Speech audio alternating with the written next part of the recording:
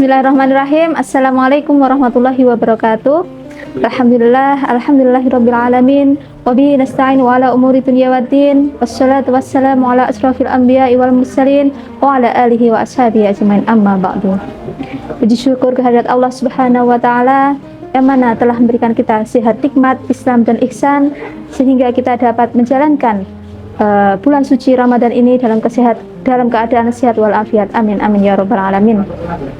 Shalawat serta salam kita haturkan kepada Nabi kita Nabi Muhammad sallallahu alaihi wasallam yang mana telah membawa kita dari zaman jahiliyah menuju zaman Islamiyah, yakni dinul Islam.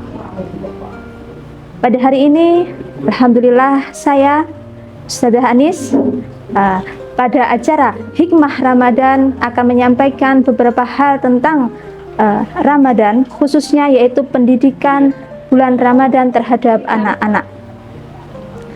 Jadi di bulan Ramadan ini pastinya anak-anak kita, khususnya mungkin masih TK, SD, masih proses pembelajaran pertama dalam menjalankan ibadah puasa. Kemudian tentang sholat tarawih.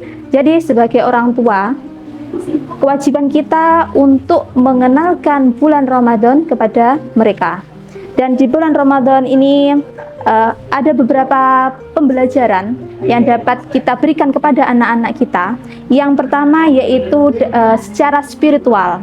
Jadi secara spiritual, secara religius, apa yang akan mereka dapatkan ketika di bulan Ramadan. Yang pertama yang akan mereka dapatkan yaitu puasa dapat menjadi modal pendidikan keluarga untuk menanamkan sikap religius pada anak. Jadi di bulan Ramadan ini pasti ada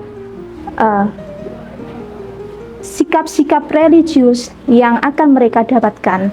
Contohnya mereka melakukan puasa, kemudian melakukan sholat tarawih, yang mana itu memberitahukan mereka tentang ini loh agama Islam, apa yang harus dipelajari di dalam agama Islam, tentang kewajiban, kemudian tentang sunnah, dan apa-apa yang ada di dalam bulan Ramadan itu apa saja. Jadi harus kita kenalkan kepada mereka. Kemudian yang kedua, puasa dapat melatih anak-anak untuk menahan emosi atau menahan hawa nafsu mereka. Otomatis anak-anak ketika masih usia dini, emosi mereka itu mereka mungkin sulit untuk mengontrol. Mungkin ketika mereka untuk mengeluarkan emosi mereka dengan cara menangis, kemudian tantrum, kemudian lagi merengek.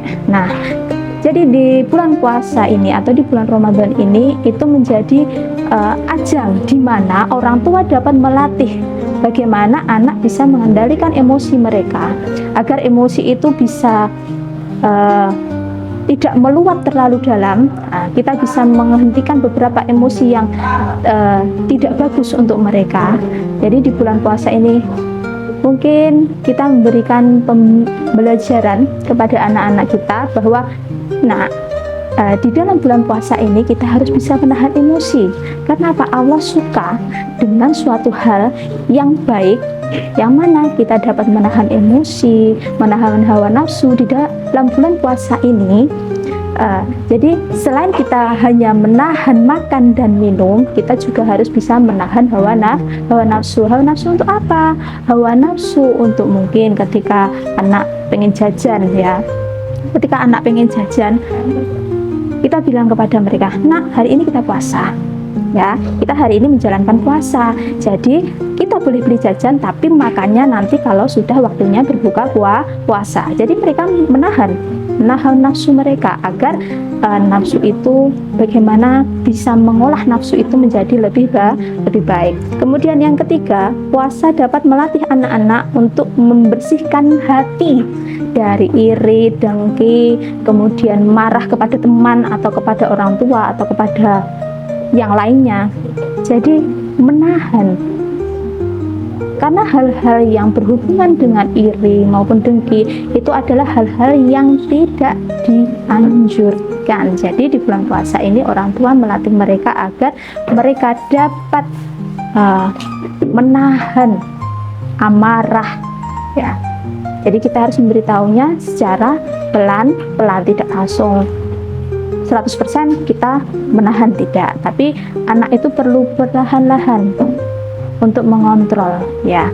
Kemudian yang keempat, puasa dapat melatih anak-anak untuk bersyukur, kemudian untuk saling membantu kepada orang lain. Contohnya bersyukur apa?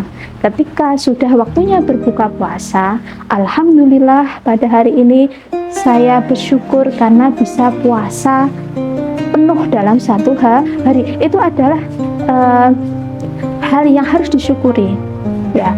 Jadi dengan bersyukur itu akhirnya apa? Makanan yang disantap oleh anak-anak itu akan terasa nikmat.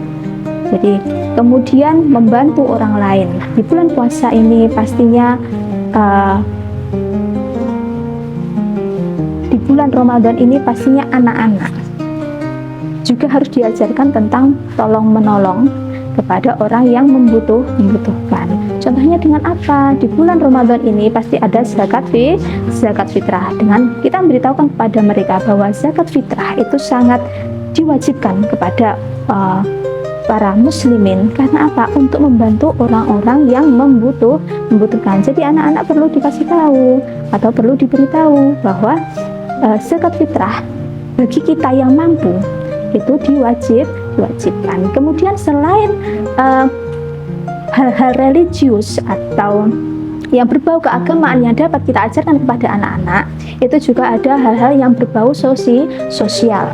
Yang pertama, contohnya ketika melaksanakan sholat tarawih, di mana anak-anak dianjurkan untuk melakukan sosialisasi dengan teman, dengan tetangga, atau dengan orang-orang yang mungkin mereka baru kenal. Itu adalah ajang mereka untuk bersosialisasi, untuk berkomunikasi, bagaimana dia dapat mengkomunikasikan apa yang ingin dia bicarakan kepada forum gitu. Jadi mungkin ketika tarawih dia bertemu dengan anak-anak bertemu dengan teman sekelasnya, atau dulu pernah bertemu dengan teman TK-nya.